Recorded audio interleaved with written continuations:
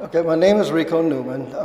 Currently, and very currently, I am now the Historic Preservation Officer for the Chopticabana Band of Piscataway. We're working to make sure that certain sites are preserved and maintained over time so that my grandchildren, great-grandchildren would be able to see and appreciate the same places and understand the significance of them.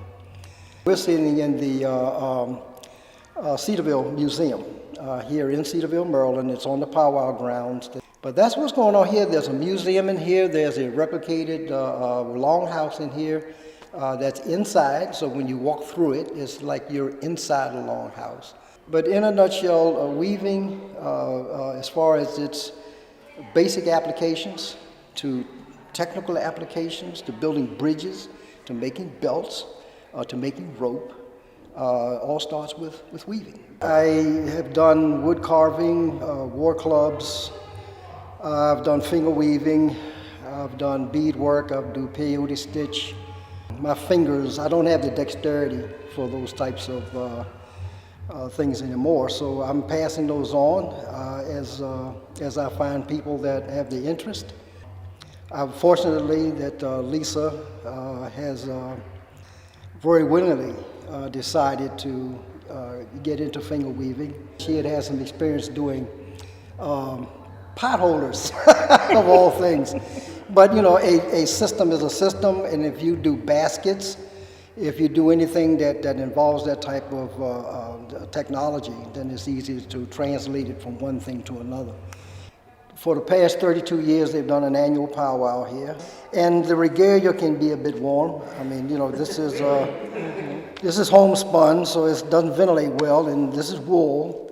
You've seen some of the outfits out there. The women jingle dress outfits can weigh up to 40 pounds. People come out and they showcase different traditions, depending on what part of the country you're from. We have people here today that are from Crow Country out in Montana. We have people from Texas, we have people from New England, we have people from New York, we have people from Florida, North Carolina, and Alabama. And of course, Maryland. Touristy and fancy dancing and the guys with the single bustles, all of those dances came about because of tourism. Those two dances came out of the plains because the first trains coming through, the Indians would dance alongside the trains with their bustles and whatever, and people would throw money out the windows, you know, so it became a very good thing anyhow to do these particular dances. Hopefully this will go on ad infinitum. Try to keep it as interesting as possible. Between 1700 and 2000, that history didn't stop. And trying to find the things in between while you were being marginalized for such a long period of time. It's not like the same history of African Americans where you always had turmoil, conflict, chaos. We could hide. So we could find little enclaves where we could survive without drawing attention to ourselves. We have all this history that's absent, doesn't say that we didn't exist, because we're here now, we must have been here then.